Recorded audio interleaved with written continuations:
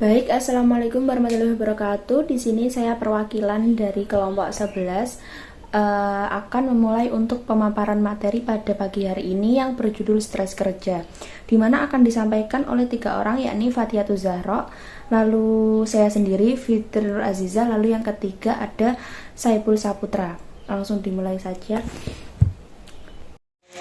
Baik, untuk materi pertama yakni menjelaskan tentang pengertian stres kerja. Stres kerja ini merupakan sebagai akibat ketidakseimbangan antara tuntutan dan sumber daya yang dimiliki oleh individu. Semakin tinggi kesenjangan terjadi, semakin tinggi pula stres yang dialami oleh seorang individu dan sudah tentunya akan mengancam. Stres merupakan reaksi negatif dari orang-orang yang mengalami tekanan berlebih yang dibebankan kepada mereka akibat tuntutan, hambatan, atau peluang yang terlampau banyak, menurut Robbins dan Coulthers. Berikut ini merupakan beberapa pengertian stres kerja menurut ilmuwan. Yang pertama, menurut Handoko tahun 2001, yakni menyebutkan bahwa stres kerja ini merupakan suatu kondisi ketegangan yang mempengaruhi emosi, proses berpikir, dan kondisi seseorang. Yang kedua ini menurut Vinkamp and Rodgers tahun 2001, yang menyebutkan bahwa stres kerja merupakan sebagai sumber atau stresor kerja yang menyebabkan reaksi individu berupa reaksi fisiologis, psikologis, dan perilaku.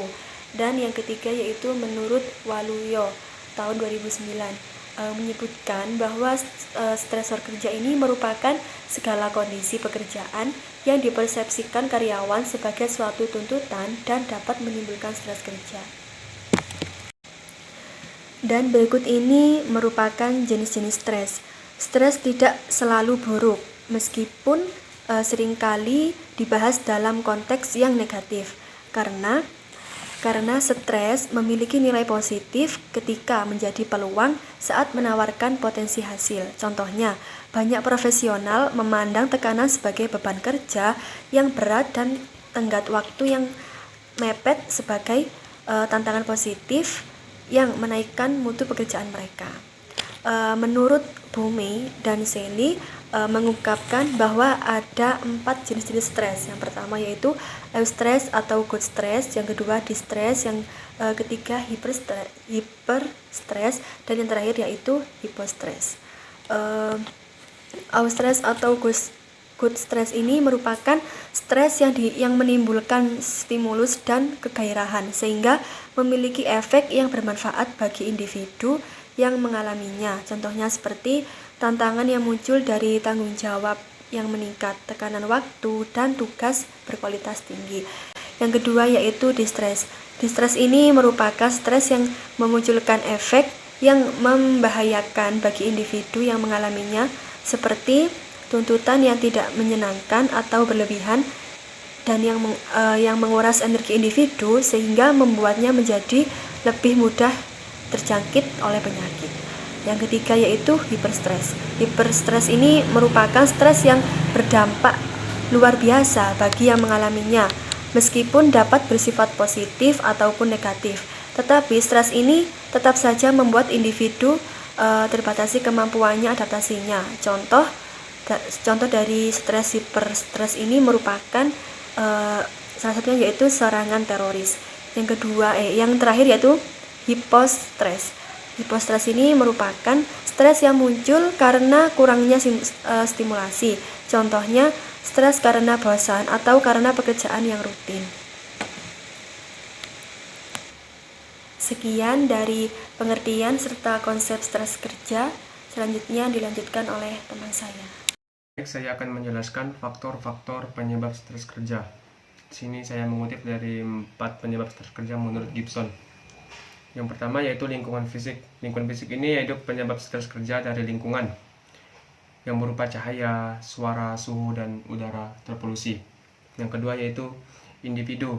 Nah, individu ini terdiri berbagai macam, yaitu yang pertama konflik peran, yaitu stresor atau penyebab yang meningkat ketika seorang menerima pesan-pesan yang tidak cocok berkenan dengan perilaku yang kurang sesuai. Misalnya adanya tekanan untuk bergaul, dengan baik bersama orang-orang yang tidak cocok.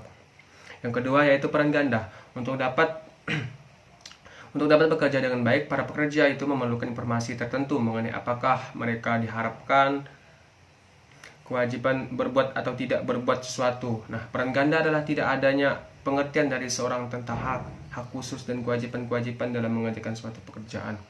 Yang ketiga yaitu beban kerja berlebihan. Nah, ada dua tipe beban berlebihan yaitu kuantitatif dan kualitatif. Memiliki terlalu banyak suatu untuk dikerjakan atau tidak cukup waktu untuk menyelesaikan suatu pekerjaan, itu merupakan beban berlebihan yang bersifat kuantitatif.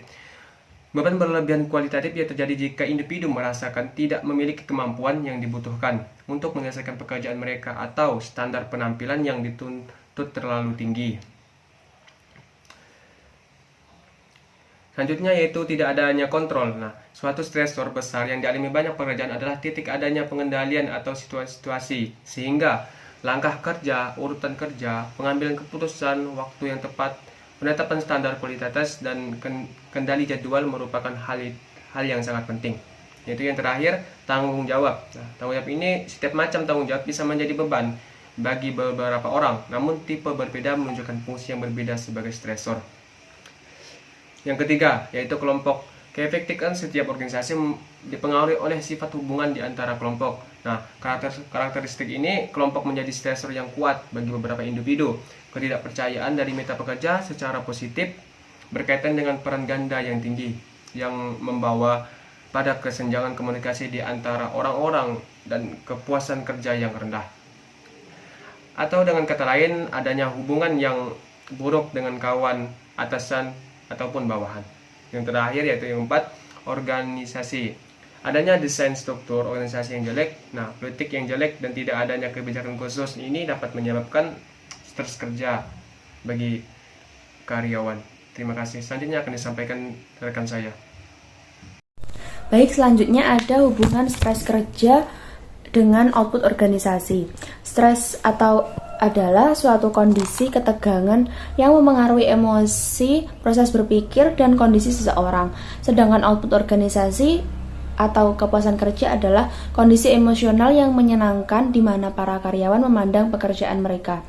Lalu di sini ada pemaparan hubungan stres kerja dengan output organisasi menurut pandangan penelitian. Yang pertama ada Robbins. Dampak stres kerja secara psikologis dapat menunjukkan kepuasan kerja karyawan dan juga menyebabkan ketidakpuasan. Lalu yang kedua ada Holland dan Chaser, Mills dan Patty, yaitu stres kerja dan kepuasan kerja yang mempunyai hubungan terbalik, yaitu di mana stres kerja ini dapat mempengaruhi kinerja karyawan sehingga mereka tidak akan mencapai kepuasan. Lalu sebaliknya, yaitu jika seorang karyawan tidak mengalami stres kerja, maka kinerjanya akan bagus dan mencapai kepuasan tersebut. Lalu yang ketiga ada Kimmery, Moosholder, dan Bidian, yakni konflik peran dan kerancuan peran mempunyai hubungan yang langsung dengan kepuasan kerja dan gejala fisik yang pada gilirannya akan mempengaruhi niat untuk pindah.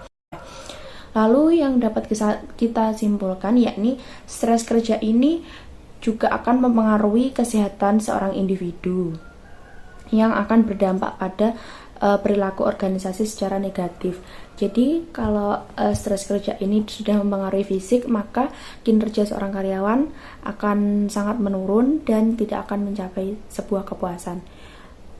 Sekian pemaparan materi dari kelompok 11. Jika ada kesalahan kata, mohon maaf. Wassalamualaikum warahmatullahi wabarakatuh.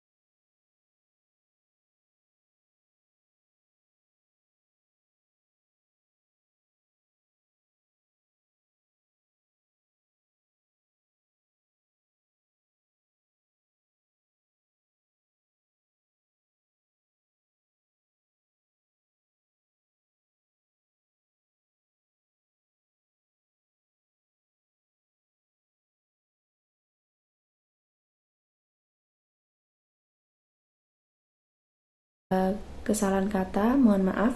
Wassalamualaikum warahmatullahi wabarakatuh.